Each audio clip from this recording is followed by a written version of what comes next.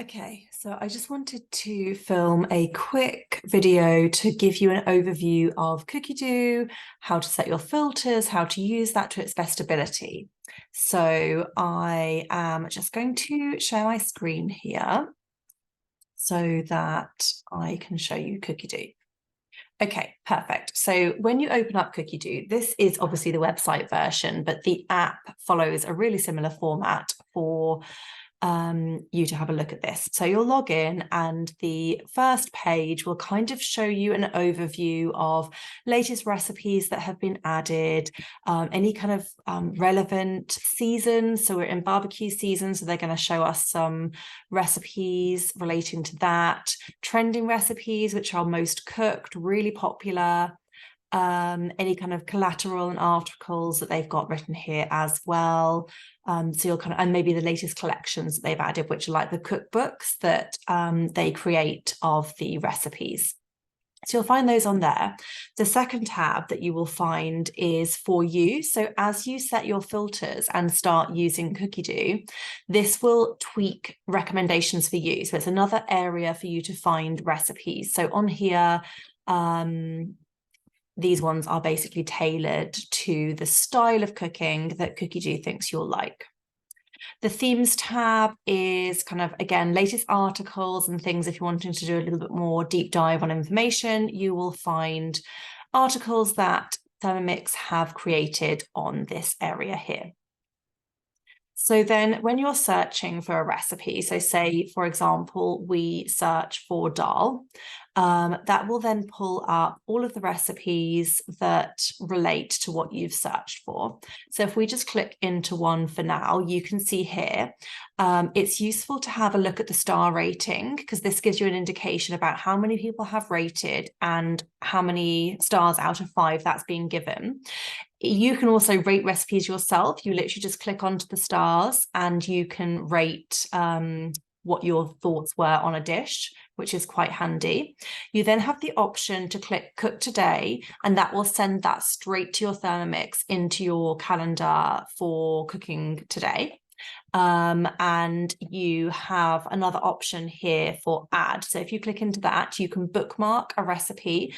If you bookmark them, they all fall into the same folder. So I personally like to add them to a collection. So if you click add to collection, you can then create your own folders, whatever they might be, family dinners, fish, entertaining, gifts, whatever you want. You can create folders for however you like to organize your recipes and add them that way. So I find that a lot more user-friendly when I'm trying to organize the recipes that I want to try and that I have tried. You can also add to my week. So by this one, you can literally plan out your week and what you are going to cook when. So you can plan the entire week. You can go, as far as Christmas if you want to. You can plan really far in advance. If you know you're having some friends over for dinner in a month's time, you can start planning that into your calendar. So this is really handy to lay out what you're cooking, and it will automatically be saved into your calendar on your Thermomix as well to pull up the dishes that you've saved for each day. You can add to your shopping list. So you'll literally just click that and that will get sent to your shopping list, which I'll show you shortly.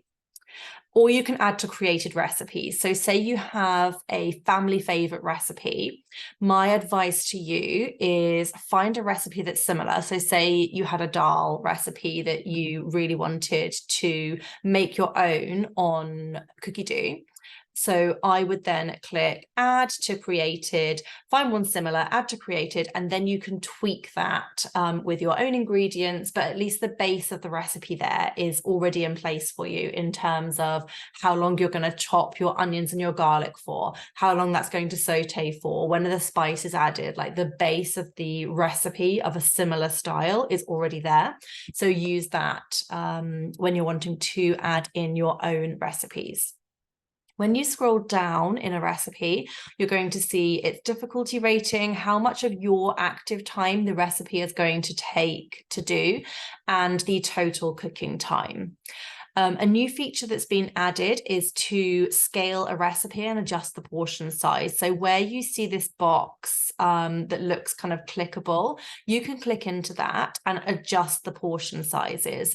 Ones that are here have been tested by our recipe kitchen, so we guarantee that it works for that number of portions, reduced or scaled up.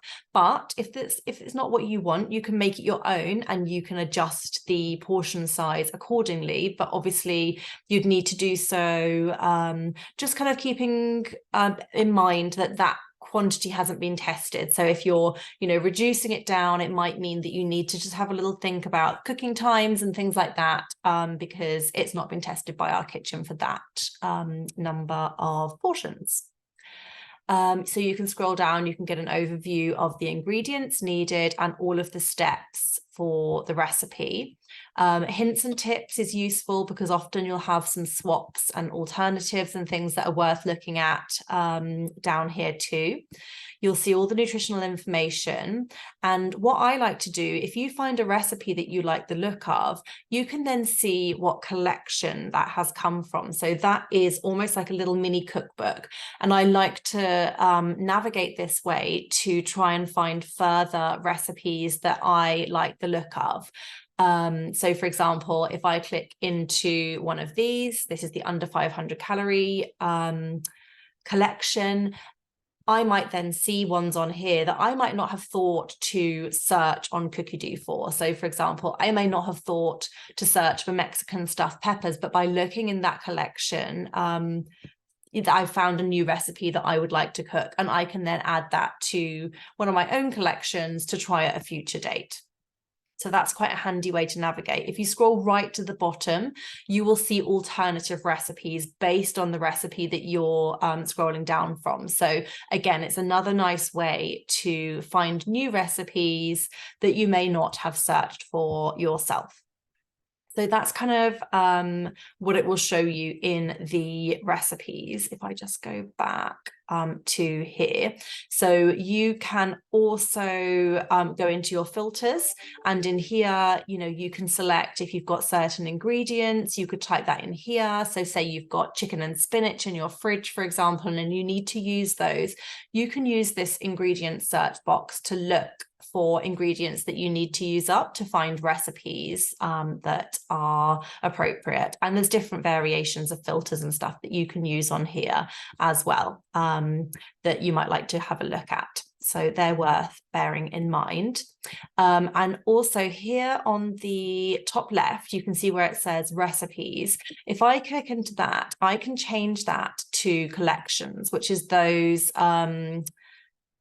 cookbook style collections. So for example, you might then like to search for a picnic collection, if that's what you're doing, and it will pull up all the different kind of recipe books of that. Or you might want to look for something specific like gluten-free, for example. And again, you can then pull up the collections with a variation of recipes. So that's worth having a look in as well. So that's searching your recipes. Then if you go into my week, so this is where, when you've added things to your calendar, this is where you will see the upcoming week's recipes laid out, and they're instantaneously on your Thermomix. You don't need to do anything. Once you've added it to your calendar, that's ready to go on your Thermomix. So say you've put something in and you've decided you want to change the day, or you're no longer cooking it on that day. You'll literally just click these three dots here, click into those, and you can then move that to another day. So you can then just adjust which day that is going to be cooked on, and that will straight away move down for you. And then when you come to the week, say you're wanting to now think about going shopping for the recipes that you've planned in for your week, you can go to this area and you can click these three dots again, and you can click add to shopping list. And then that will add this to the recipes that you've got on your shopping list. So you can add them all in.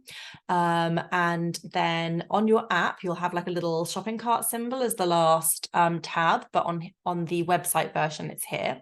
So I can then click into show ingredients. What you would then want to do is go through and just click through your cupboards about what you have. So, you know, you've got water in the tap, you might have rice in the cupboard, I might have some limes. And so I'll go through and click what I've got. That literally just places the ingredients that I've ticked at the bottom. So if you've made a mistake, you can untick that and it will simply just pull it back into your list of ingredients here. So say you're then going to the store, it will list this really nicely in the app in kind of order of the aisles of the supermarket. So you've got like your baking ingredients, your fruit area, your meats, your spices and seasonings. So it's nicely ordered as you're going around the supermarket, and you would do just that. You'd just tick it as you put that into your basket. But you can also order the ingredients. So once you've got that list narrowed down, you would simply then select your supermarket of choice, and that will add it into your basket and just link with whichever supermarket you've chosen to into your normal supermarket basket. So it's a really, really easy way to order your ingredients. You know, at this point, you can swap out. If you want to use a different brand of something, you can either click swap or do so once you get to your supermarket cart. It's also a very handy way to look between the stores and see the price difference between stores. It's quite interesting to have a little look at that as well. So that's kind of the shopping list feature, which is really handy to do.